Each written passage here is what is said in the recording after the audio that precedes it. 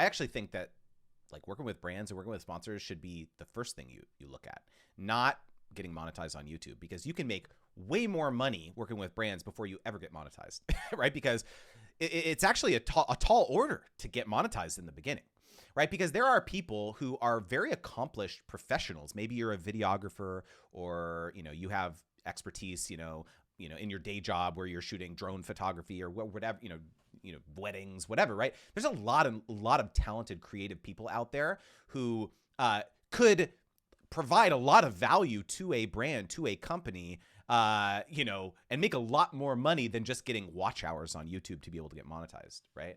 And so it's actually a myth. I think that like going after getting monetized is the first thing that you should do on YouTube in particular. I have a video on my channel called "How to Get Sponsorships with 0 Subscribers."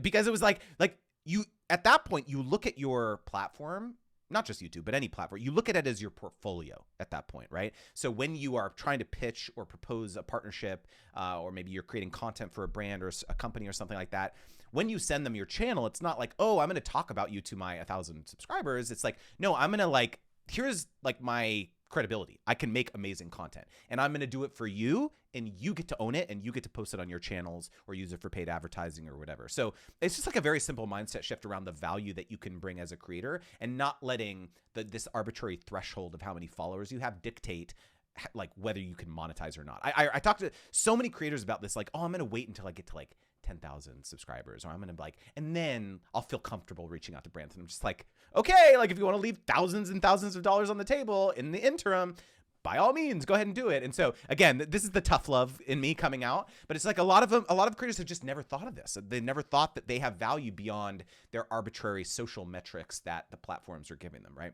Right. So I am definitely one of those people that's like, I have zero value to offer. Like, I'm not even going to think about that. So I have, take for example, that we've got this podcast channel, which is, I don't know, 570 subscribers or something. And then I have what I'm calling a main channel, even though I haven't posted on it for a year, and there's like 950 subscribers on that. So I've got these kind of two platforms. So if it was me in that situation and we were maybe having this conversation, like, what should I be looking at? Is there something there, or am I maybe not that kind of person? Maybe there does need to be some other skill involved. Okay, so maybe I'll hire you to work with my brand. You know why? Because even from, this is the first time we're meeting, right? We've never met before. Yeah. And we had some, you know, pre-interview banter, right? We got along well, right? You understand the creator economy given your professional background, given the types of guests you've interacted with and things like that. Yeah. I am now in the place in my business where I can't do it all. I'm trying to figure out, how do I grow my team? How do I bring on other sponsorship coaches? How do I grow my blog, my website with more written long form content marketing? How do I like get my podcast off the ground? So maybe the pitch that you give to me, or the pitch that you give to other brands or advertisers, is I'm going to help get your podcast off the ground. I am going to help tell your brand story, and interview your customers, interview your employees. Maybe it's an internal podcast that lives on your wiki or lives in your whatever, right? So like, there's so many things that you can pitch because you are just a person who understands this space, right? So you can, maybe it's a creator economy startup or something that you help get their content marketing game to the next level or something like that. So again, like, you lean on your own. You think that every brand, every company has it figured out, but everyone, like, that's just not the case. Like, you have a particular set of skills, Liam Neeson style, right? Like a very particular set of skills that not everyone does. And so it's like, honestly, myself, like, I struggle to find people who yes, obviously I could go on like Upwork and like find a content writer or a blogger or something like that. But does that person really understand the creator economy? Probably not. Does that person, like, maybe, but like it's a very like particular type of person that I'm trying to look for. And the other thing too is that I don't even have time to go and look for that person.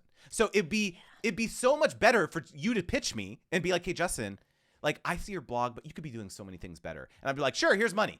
Like, that's what I want to do. I want someone to pitch me and like, here's some money, right? Like, I just don't have time. I have the money, I don't have the time, right? And so it's like, that is like, I think the biggest like unlock that for creators, like, this is just an example, like, give, you know, some like informal banter between me and you, but like, extrapolate that to your own niche, to your own content vertical. It's like, there are tens, hundreds, thousands of brands out there who I guarantee you have budgets for this type of thing, but they just don't have the time. They don't have the resource to actually try and find you. And it actually takes you reaching out and cold pitching them for them to be like, oh, yes, perfect. Thank you. We were looking to do that. Yes, here's some money, right? Hey guys, thank you so much for watching. I really hope you enjoyed that clip. And if you did, you can click over here to watch the full unedited version of that episode. I'd also love if you'd consider subscribing to watch more content like this, and I'll hopefully see you in the next one. Bye guys.